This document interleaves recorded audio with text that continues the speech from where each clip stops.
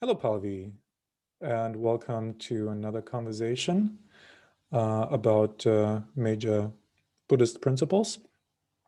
And what we add to the conversations about that, with the added value, I think, is that we reflect more on the psychological aspects, and we often enough we leave the spiritual or purely Buddhist realm to become more pragmatic or more inquisitive, even of what those fancy sounding concepts mean or can mean to us, which leads us to today's topic, which is hopelessness. And death. And hopelessness and death, correct. And Pema Chödrön gives it already a very different spin. For her, hopelessness is a good thing, just as a very quick introduction and a peek view into what awaits us in our discussion today. So with that introduction, please go ahead. Alrighty. So this is a topic that I think I'm really excited to talk to you about because um, I had so many issues with this topic, and I would love to sort of just go in depth with. I'll just give a very brief summary of what she says when she says hopelessness and death and what she means by it. And then I have my big question, which actually, like, I genuinely disagree with this topic from the bottom of my heart. So, Passion. Okay. passion, like, it is like, I wish I could, like, yeah, it caused so much anxiety and issues when I tried thinking about it. So, Okay.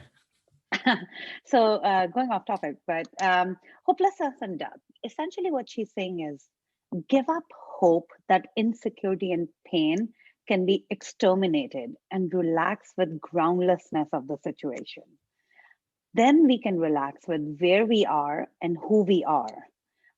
And she also says Buddhism, aka the Dharma concept around Buddhism, is not the concept of, oh, I leave it to Buddha, my problems to Buddha, how Christianity and any other God-based religion, we're like, oh, I leave it up to God. But she said in Buddhism, when we say follow the Dharma, we're not saying leave it up to Buddha, but it is we need to appreciate impermanence and change. It is Dharma, according to Buddhism, is the total appreciation of impermanence and hope. And she also obviously says suffering is part of life, which I don't agree with that tenet of Buddhism. And um, and she's and to me, my question today is primarily, you know, renounce hope that we could be better. Like the entire, if I renounce hope that I could be better, what's the point of it all to me? That's my question for the day for you today. As a Buddhist yourself, what do you think about that? Yes. First of all, I don't know if I'm a Buddhist, but probably for some people I am, so it's okay. You think you are? Well, for me, it's a big source of inspiration, but I'm very on edge with a lot of traditional interpretations of Buddhism, and even in the kind of professional Buddhist forum where I engage in discussions with, I by no means represent the mainstream, and I'm kind of overly critical with many aspects of how things are interpreted. So that just on the side. So yes, Pema Chödrön's conceptualization is that hopelessness is necessary for us in order to arrive into the present, to take responsibility for our life, because if we have hope that something will improve in the future, then we already give away our power. Then we already stop being responsible for ourselves, and we somehow hope that some other entity, and she brings in other deities, for example, that they will take care of it, right? Like you said Yeah, in your yeah. introduction. Uh, I think the main mistake that she does here is that she implies, I think she means something very specific, but then uses a term that is so common, which is hope or hopelessness. And that for me is a mistake in writing. When I take a word like that, hope and hopelessness, so much out of context as it's usually used, I think one has to prepare the ground more than what she does. Because if not, then it's exactly what you experienced. I run to the danger of misinterpreting and misunderstanding of what she's aiming at. So you as a Buddhist, as a practicing Buddhist, Mhm. agree that we need to give up hope, that insecurity and pain can be exterminated? That we give up a very specific hope, not all hope. This is where the mistake is for me. There are many Okay. kinds of hope. Okay, so we can go into that, and then I'm going to just ask you. I'm highlighting that because I think I have questions around that, and then also relax with groundlessness of situation. We need to be okay with impermanence. Do you agree with that as a statement? Let's come to Like, that a little bit later. So okay, first commenting on the hope thing. yeah, I sometimes I work with clients and they have a principle of hope that I think fits mm-hmm. here. They think the the job that I have right now sucks, Mm-hmm. and I'm applying for another one, and I hope that the other one will be better. Yeah, This relationship sucks. I plan to end it, but I think the next one will be better. I have it in my guts somehow. And then, my kind of more complex question is, well, are you sure that you're not contributing anything to as it is now? I mean, if you don't, I mean, sometimes it is like that, right? Sometimes mm-hmm. we just have horrible work environments and everyone suffers from that. So yes, the derived hope that the next position will be better is founded, it's grounded, legitimate somehow. But if you are, if even if I pick up certain habits in this bad work environment, right? Mm-hmm. I become very passive. I become somehow anxious to make suggestions, to make mistakes and so on. So even if I have if I picked up these habits and transfer them to a new job, it will not be a good job, right? So I have to do more than just hope that the next thing will be better than it is now. I moved to Australia. Here I was completely unhappy. I'm sure it will be better in Australia. And then my question is like, well, how do you justify your hope? It's not based on anything. This is really just like praying or something. So So this is a kind of hope that I think is dysfunctional and stands in my way, rather than asking myself, what do I contribute to that? Or what would be a mistake in the next environment, the next place that I live, the next job, the next relationship, that I have to be careful about because I might have, under the current bad circumstances, I might have picked up habits that will be detrimental to the well-being in the next situation. So that's interesting because I I when you say it like that, right? Like just expecting that the next job or moving from US to Poland, in for my case, Right. which actually was really good Yeah. because I met you. But how do you if you don't try another job or if you don't even like you I have to have hope because if I don't try, how will I know? Then I'm just saying, oh, I'm going to stay stuck in this situation, right? Like, how do you know what's the right balance? um I don't think it's a balance thing. I mean, if someone is in a shitty job situation, by all means, change the job.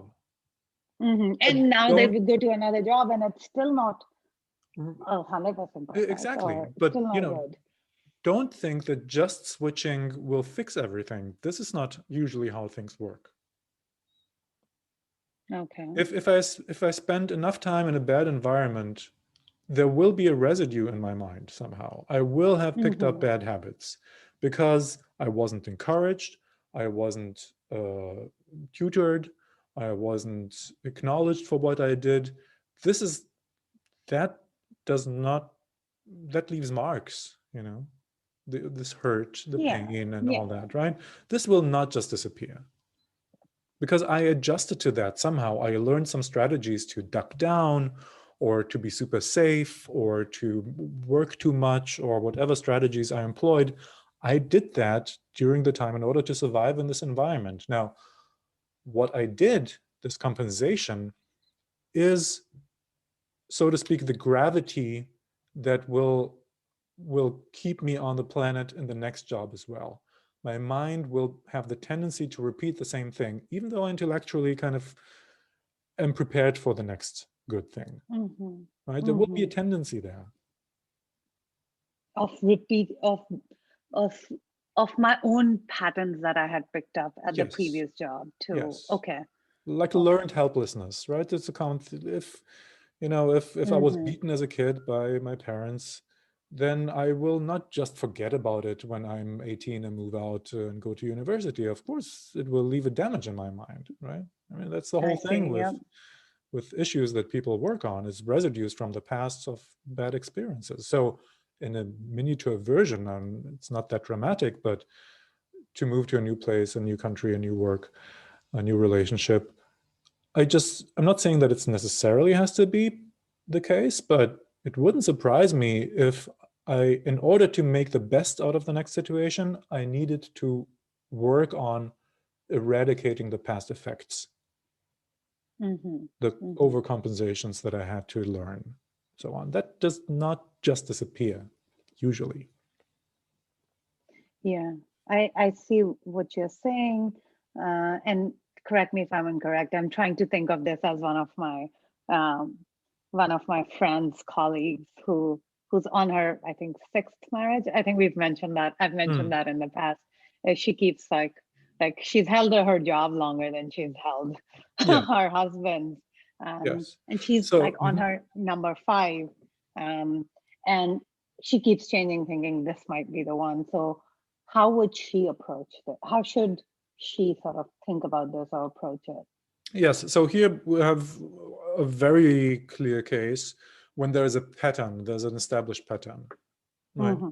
So I changed three jobs, and I ended up being bullied in each one of them, right? Maybe in the first one it was kind of clear because the boss was a bully, but in the second and in the third one, I was more and more baffled because nobody else seems to have been bullied. Like it was me somehow. Or the thing with always picking the wrong partners, right? That's something that we know from ourselves, maybe, hopefully not, but there are people around us who kind of seem to get along with the wrong people all the time. And then when I smell a pattern, I have to ask myself, oh, wait a minute, there is something that I contribute to that. It becomes less and less probable with each case. It becomes less and less probable that it again was a coincidence that I was picked, right? So then, with a twinkle of the eye, then the universe is telling me something. Yeah. And then I realized that I am the common factor in it, whether it's, in those relationships or. Exactly. So in this situation, to just hope that the next one will be, it gets more and more foolish. Like after 5-6 times to say, no, the next one will be better, then I'm really, no, it will not. You are doing something. Okay. So what am I going to do? There, of course, it's a complex psychological thing. It's, of course, about change. But let me pick up a formula that actually Pema Chödrön uses in this very same chapter. The metaphor of letting something die within me. So that's vague. It's not. I see. The hope that the next marriage or the next job is going to somehow miraculously solve all my problems. That particular hope should die. Yes. And more than that, this is something that Pema doesn't get into so much, I think, but I would add that from a psychological perspective. And don't just let the hope die. I also let the part of me die that has that hope. What I mean with that is, I'm not tired to point that out in contrast to normal psychology. We are fundamentally fragmented beings. We are not just a solid block of meanness or I-ness that would, move homogeneously in one direction smoothly. No, there are dozens of parts in us that pull us in different directions and want different things, and many of those are incompatible, and they leave the me that is the part of me that has to decide, after all, where to go, literally, where to move, if to stay in the job, if to leave, if this relationship is unsatisfactory enough to leave, or to stay and to give it another try. All those decision makings, right? There are many parts in me that are pulling me in different directions, and sometimes it's really complicated to figure that out. There are many, many mini-me's in that sense within me. And you know it from corporate culture. By now it's quite normal that when a big company opens a new project, they actually open a new account for that, right? Yeah. That's a very common thing. And I suggest to take this image and to say that psychologically something very similar happens. So I think about moving apartments, right? At that moment, I create a mini-me that is, it's kind of focused on that task. And it's kind of alive in that sense, that it has its own kind of features. It's focused on a very specific task. And if now let's say I pick the apartment and then I move, actually, I have to let this thing die. It's time, it's over. What die? This mini-me So that had this task of moving, if I don't, and I continue to carry that within me, right, I will, so that me was responsible for deciding which apartment is good or not, right? For the money, the location, and all. Yeah, for the value, yep. Now, you know the phenomenon. I can move. I made my decision. I moved. And then I get into fault-finding mode. Oh, this window, I should have, that is shit. It's so much worse than what I thought. And the neighbors are loud and so on. So I didn't let this kind of choosing the mini-me, die. I keep it on. It fulfilled its purpose. And I have not moved on. Right? And then I'm still in the mode of, is that the right apartment? I'm there. It's done. I can open a new account for moving again, but to just keep this thing on and to wonder if that was the right move and it's too expensive, bad location, and so on, that is the foolishness then. And that is funny because you actually mentioned that comment, because me and my partner are in the process of moving to a new apartment. Oh, interesting. I didn't know that. And yeah, and it's funny because, like, I went into this whole, you know how nerdy I am. So I looked for different apartments. I couldn't find like absolute 10 out of 10 perfect, but I found one that was like 9 out of 10, right? Or 8 out of 10 really. But like the minute I chose it, both me and my partner had immediate regrets, and we're like, what if we have to move again in 18 months because it doesn't have a balcony and it doesn't have floor to ceiling windows, because we really wanted that. And so what do you mean by like letting that project die, or like letting that identity of, the person who's like hoping that the next apartment would be better? Because that is kind of necessary. And yes, I will try, and I do immediately get into fault finding mode, so I can make and the reason I do that, in all honesty, in my head, is I want the next thing, then my next apartment in 18 months to be even better than the apartment I'm like renting, like that I'll start to rent in 2 months. Yes.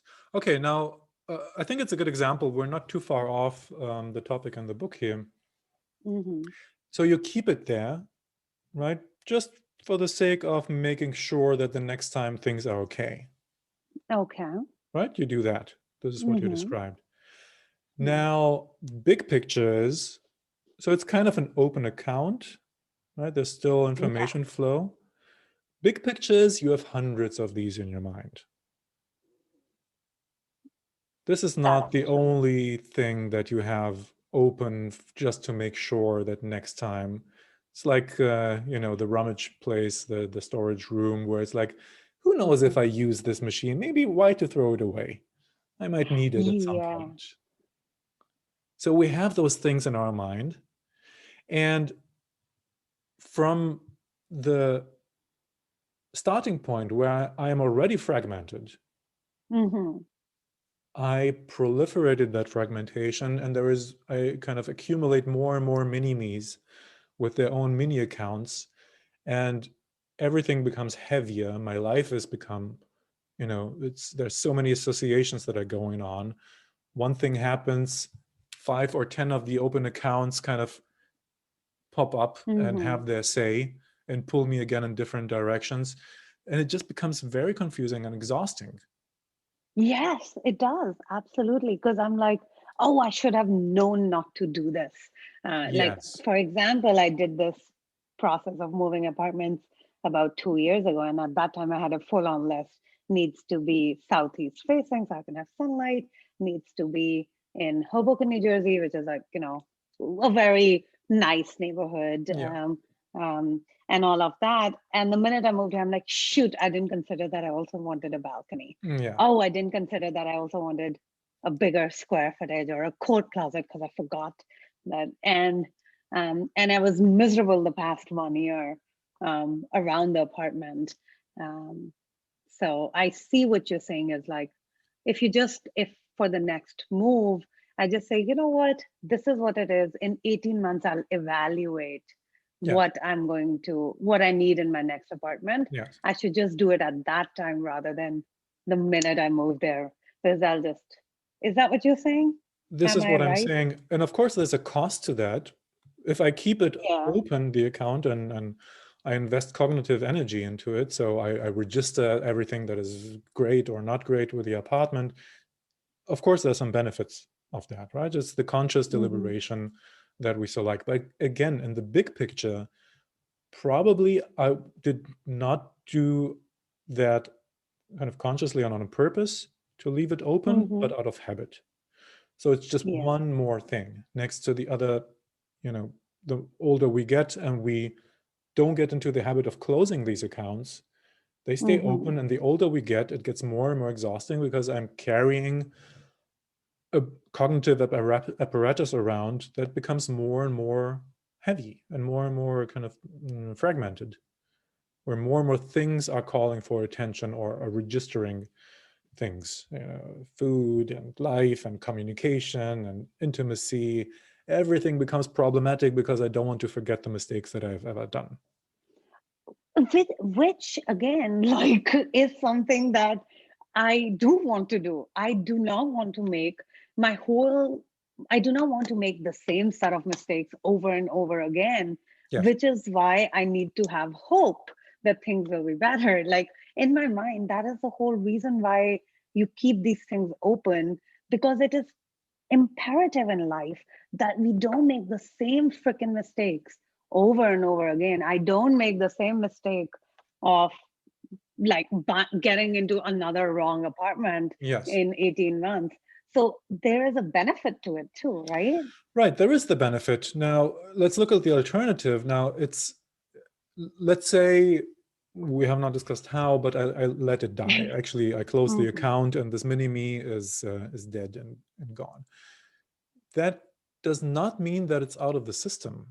What it means is that I trust my unconscious to provide me with enough information. It will not have the same level of details as when I do it consciously, those deliberations, right? But I kind of, I trust that my unconscious will give me the basic gist of what I don't want to forget.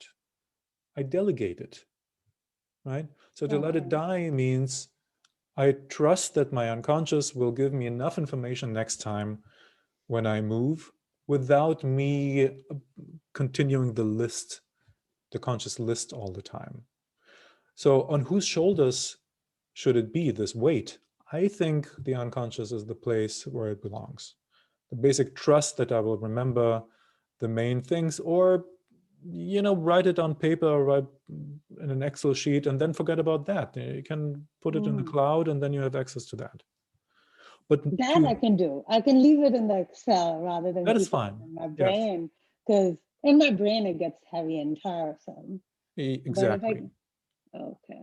Because consciousness is not made for this. Consciousness is best when it can dedicate a lot of cognitive energy to very specific issues, and then to use all this differentiated intelligence that the unconscious doesn't have to do minute calculations. This is what consciousness is for. But to overburden it with 100 open accounts and 100 mini-me's with all their own agendas and all their own targets and goals, then we misuse the system for something that it's not made for. Okay. So now that makes sense, but I'm going to come back to the question of this person who is switching jobs or switching marriages. Now, for them to say, okay, you know what, there's a problem within me and I need to fix that rather than trying to change my marriage, change my apartment, change my job. Now let me figure out what do I need to do from there. But to do that, you do need to then observe this current situation and say, okay, these are the things that need to change in the next relationship and all. So where do we go from there then? Well, it has to start with some sort of look from the outside, right? It can ask a coach. I can ask my, sometimes in bigger companies, there are people that we can talk to, some tutors, some mentors, someone who's not directly my boss, right? And then they will ask their question. So how do you deal with that? How do you do that? And so on. And because I need to come to think of things that I have not thought about before. That's the challenge here, right? I can do it with some deliberation, with the determination of, okay, let me not, with relationships, for example, let me not go into a relationship for the next 2 months. I need to figure out what I've done in the past. So even if I do it alone, right, I can write down things. I need to be curious because, again, the challenge is to see something that I have not seen before. I can, with curiosity, look at myself, my own life, and think about the relationships that I've had, and with curiosity to look at other people's relationship. Like, how are they doing that? And then compare it to, is that what I would do? So someone says, honey, can you pass me the sugar? And how would I react in that situation? And how did that person react? Why didn't I have interactions like these? So I use, if I do it alone, it's challenging, but well, it's something that I should do. But I should use many tricks kind of to externalize my my point of view, so that I can look at myself, my life, my past from a different perspective, in order to increase the chances that I will see something that I couldn't see before. Makes sense.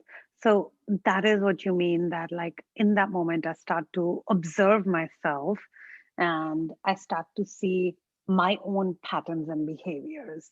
And I renounce the hope that things could be better. That is what you meant by renunciation of hope and the hopelessness and death. Because am I correct in that? It makes total sense. Okay. Yes. Okay, so it did not mean that, I stop hoping that things are going to get better, because that's how I interpreted it. And I was like, well, then what's the point of self-development? And then what's the point of trying to change things and all of that? Right. Okay. And by the way, this is also very misleading as a representation of Buddhism. I mean, the whole point of the Buddha historically was, kind of the good message of there is liberation. There is a state of mind that is completely free from the normal problems that we have. I mean, again, this is most relevant for monastics, not for normal people. But the whole idea of nirvana, of samadhi, of moksha, of liberation is that, of course, I start this path with the hope that I will approach that. Why else would I do that? Yeah, exactly. Like even in meditation and all, the reason why I do that is the hope that I will, help get better. Okay, that makes sense. Now, coming back to that again example of observing yourself and all of that, right? So generally what happens is I observe myself and I say, okay, you know what?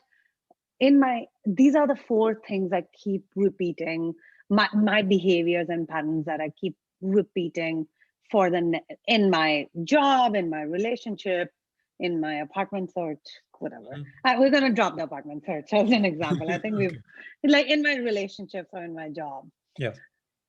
And I go to my next job with that kind of understanding. And yet, and something like this happened to me, right? I observed in my job, particularly, I had a problem speaking out when something was bothering me to my manager. And I let it brew, let it brew, let it brew. And then I would get irritated and then say it. And it would obviously come out all wrong. Mm-hmm. I observed myself before I took that next role. And yet, in that next role, I still saw myself doing that same mistake. Yes. And then and then that got me even more sadder in my next job or my next relationship with my manager, because I kept seeing myself making that same mistake again and again. And to me, that was like very, very sad, right? Because that is definitely a consequence of starting to observe yourself as you don't like yourself and you don't like those patterns, and you're unable to change those patterns because they're very deeply ingrained in yourself. Yes. So what do you think about that? Yeah. Or is that a separate topic, or we can, push it to the side too? No. This I think it definitely belongs here. First of all, it's unnecessary but important to remember to change oneself is very, very difficult. There is no way around it. It doesn't matter if you're a Buddhist, if you read books, all of that. There are many parts in us that are stubborn, difficult to change, and are not good for us. And let's not kind of hope again that this will dramatically be improved in the next year of our life, the next 5 years of our life. Wait a minute, the listeners cannot see that, but you want to interject here. If the mind wasn't so freaking difficult, humanity would have long figured it out. It's not just that we have Wouldn't that be a blessing? the 10,000 See, years I of have hope history. that things will get better. Okay, is it founded or is it unfounded? Unfounded. Partly, right? So the mind is a mess. That's what I'm saying. It's not something that has been designed by one intelligence, at one piece, like a good engineer would do, or a good programmer would do. It relies on evolutionary development and all those different kind of sub-programs and survival mechanisms and all that. We're good back then, when we were lizards. And it would have been great if we had tossed them out when we moved on to be mammals and so on, but we didn't. Like, parts of that is there. And that causes us a lot of issues because it was programmed for a different purpose, for different life circumstances, and so on. It's not that the mind is something nice and easy and pliant and malleable and so on. It's a mess. It's like a house where 50,000 people have lived in and everyone left their crap there. It's not that they moved out and took all the stuff with them. No, it's still there. So that is just one description of why it's so difficult for us to have a good life or to be satisfied, because we have to deal with many different structural issues of the mind in different ways. Okay. So that just is a short preamble to what do I do when I see a pattern that I don't like and I want to change it. Okay, here I would distinguish. And I'm unable to change it, right? Yes. Like I'm unable to change it because my mind is like tougher to change, like you already mentioned. Yes. So I would distinguish it in between two cases. One is it's not firmly kind of stuck in my mind, but it can just be changed relatively simply. So in that case, I set up a strong determination. This is what is necessary. And then I tell myself, okay, it's the next job, the next position. I have to be careful not to start as I ended the last one with my boss, for example. Before a conversation with my boss, I breathe a couple of times. I remind myself how I want to contribute to this conversation. And with kind of reminding myself and observing myself, I go into this conversation. Afterwards, I review how I did, and I adjust kind of my plans. So this would be the simple case. In a more complex case, the things that I'm doing wrong with my boss represent, they have a history, a long history. It's not just the one thing. It's not just this job. It's not just the boss. What my mind is doing, it puts me back to the time when I was a little girl and I was talking to my dad or my primary school teacher, right? And I wanted to prove a point, or they wanted to do something that was against my will, or they want to impose on me an image of what I should do or who I should be, and I didn't like that. And I'm still stuck in that same program. I couldn't let that go back then. And now I'm triggered each time, a boss tells me something in a certain way. It gives off a false alarm, and the false alarm kicks me back in time. And suddenly I'm the little girl again that tries to prove itself to her dad or the primary school teacher. So when an issue has such a history, it cannot be just kicked out of the system, probably, because it has set up roots for such a long time, and it helped to define who I am in so many ways, right? So then the task is more important. Then it might be necessary, and I'm simplifying, it's not in all cases, but it might be necessary that the issue with my boss now, and that I have a pattern with bosses, for example, tells me that it's necessary to face this old shit that I didn't get over with decades ago. And that might be necessary in order to be free to see the situations now as they are, and not to be triggered back and to regress into childhood thinking, and that these programs are automatically reactivated. I have a feeling that I think you're like sort of I'm surprised I'm saying that, but like, I think you're still simplifying it a little bit, because let's take my example, right? Yes. We had this issue 2 years ago. I came to you and told you about my manager, who I had a tough time speaking up to, even though I totally disagreed with what he was talking, and my gut instinct was 100% right. I had data-driven thought process and thinking to speak up about which direction the company needed to go, etc. Same thing happened last year or 6 months ago, and we had this conversation where you were like, okay, Pavi, you already know you've done this in the past. This is how you should speak up. This is how you should do it. And I still wasn't able to speak up to him.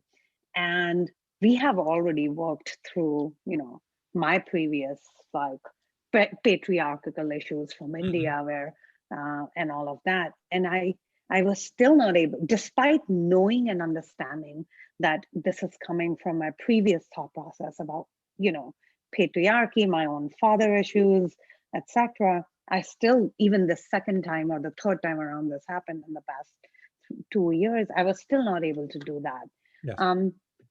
Which is why my question was like, and when this third time or the second time this happened, I got so extremely sad and upset about the fact that I could not change, and I was unable to change. And in that moment, you start to give up hope. And that's what I thought she meant by being hopeless, that things will ever change. No, that is sad, right? If I give up the hope idea that that I I will might change. improve. Yes. Yeah. Yeah, that's not so a good. Then, exactly. So then what do you like, which is why I had so many issues with this particular chapter and this whole concept. So what does somebody, like, someone tries to change, they go into a marriage, the second marriage breaks apart, they step back and they say, okay, you know what, these are my issues. Yes. And they go into the third marriage and they still see themselves making those same mistakes. So at that time, they know it's their own issues. Number one, they already know they've tried to change and they still failed, and they're working on fixing themselves. But it's they are where they are. So what does a person do in that scenario? Yeah, there is not the one thing that you can do then. There is nothing like okay, in the worst case you do that. There is a rule of thumb is, don't repeat what you already know doesn't work. Like that you can rule out, right? And then, it's kind of as unsatisfying as it is, I have to come up with something else. It doesn't have to be more complex or more rooted in the past or more fancy. It can be, for example, to increase my memory function, to write things down on paper, for example. I'm just making up a simple example. Yeah. The next time I go to the boss, I have this paper in front of me and it looks stupid that I talk with that, but I read out the lines that I wrote down there, basically, because it might be that my memory function is just abandoning me when I come into a stressful environment, and then I forget what I wanted to say. Another possibility, again, nothing fancy, is at a time when I don't have issues with my boss, I go into their office and I give a speech. Like, look, I have this issue and I have had it in the past. I want to become free of it. I don't know what to do. Occasionally I've had it with you, and I wanted to talk to you about how we can maybe circumvent it in the future. Maybe we can agree on some signals, some signs. Maybe, is that okay for you if you ask me if I'm fine or if I want to add something? So to maybe establish some other ground rules, which is again more pragmatic than psychological. Or there are so many ways I can go into kind of observing myself, or do therapy, or do coaching, which would be more psychological things. Or again, something that borders on a spiritual approach. Let me reduce my overall tension in life. Let me reduce my overall self-criticism in life. Let me, kind of coupled with a self-honesty that I develop, let me be more kind to myself, not as an immediate remedy to that issue, but maybe my overall levels are too high. Got it. So not renounce hope still, right? So I would not. that you can improve. Okay.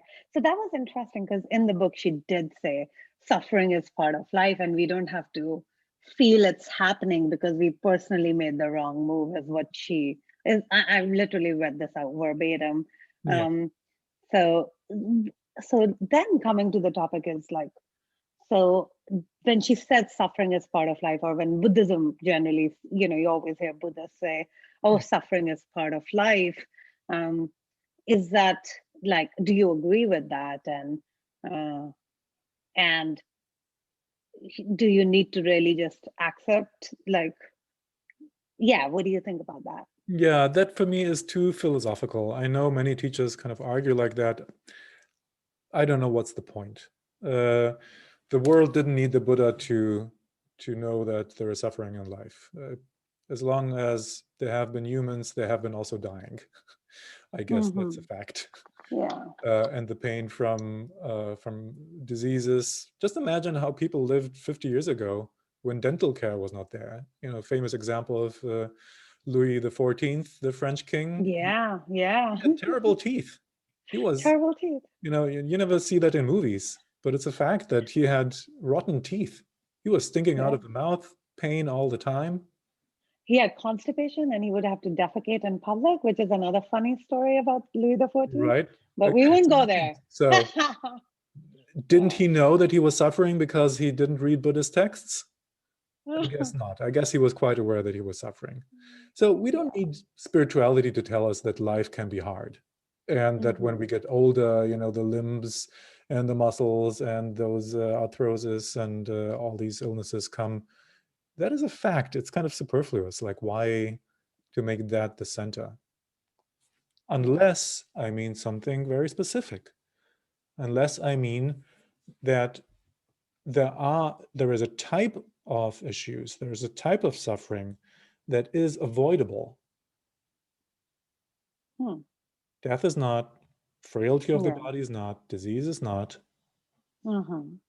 So basically the physical is not, even though we live in a time when we hack the body and we exercise and can take supplements Yeah. and so on. So yes, of Mm-hmm. course, there's improvement there, but eventually we have to suffer some physiological Mm-hmm. suffering. What about the Yeah. mind, though?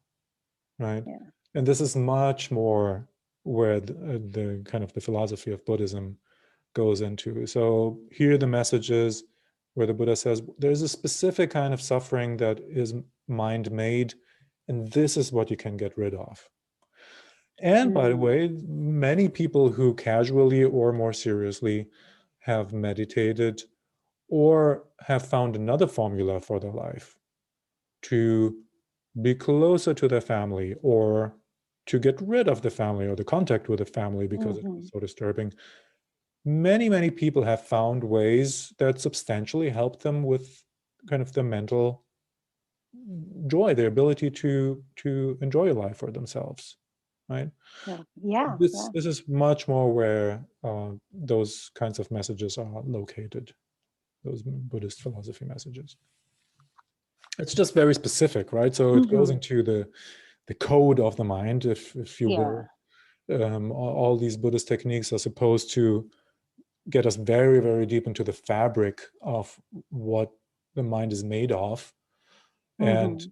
to kind of change micro problems, micro issues that always grow and grow and grow and turn out into the life issues that we have, like Mm-hmm. attachment, for example, like the inability to let go or to let those mini-me projects die, Yeah. right? These are not kind of the lowest level of the issue. They are based on more fundamental principles of the mind, where it attaches to small things, where it creates micro me's and even smaller kind of fragments that already display this same attachment to other stuff in the mind, right? And then they grow and then they become apparent Yeah. in daily life, in real life, in relationships, objects, and so on. So the Buddhist practice is targeting kind of those micro elements and to make them dysfunct on that level. Interesting. Okay. Okay. That makes sense, or a little bit of it that makes sense. Okay. So I wouldn't say everything, but I may have more questions around it. But um, I think I finally understood what hopelessness, what she means by Prema means by hopelessness, and what does like hopelessness in terms of there will be death. I will get sick at some point or another, or my partner may get sick. Mm-hmm. And I need to be okay with that. Now, actually, I kind of have the third question around that is even if I recall and remember that, even like coming to the physical aspect of this question, that the physical impermanence and physical, I need to be hopeless that I will die, right? I cannot have hope that I will live Mm-hmm. forever. Um, Even though I still have hope that a vampire will come bite me and Twilight kind I will, live forever. So far, it doesn't seem likely. So Yes. I need to be okay with that. How do you how do you have the feel? How do you become okay with the fear of death? Is sort of like the question that I have around this physical hopelessness.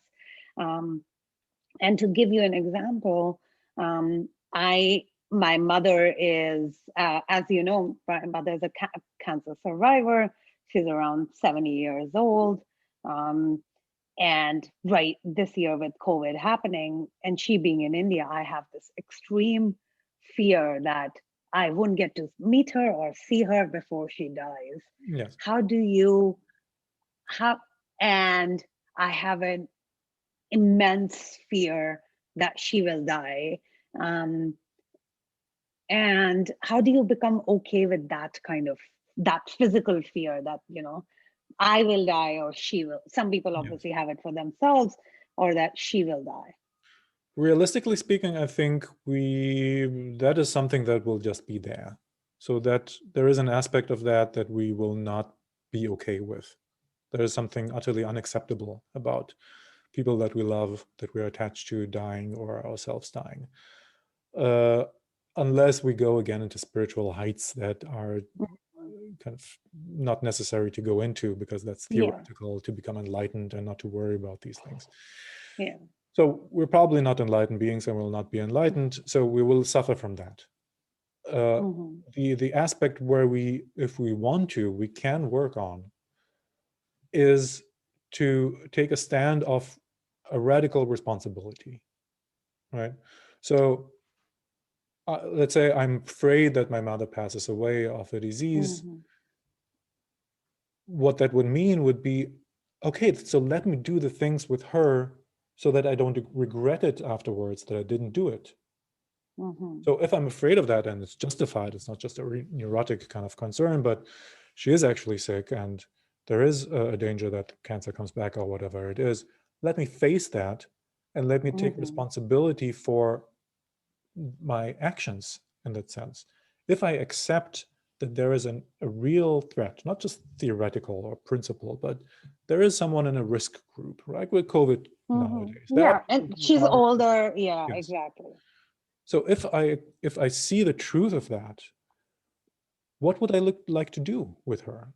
Not in order to avoid pain or dying or something, but Mm-hmm.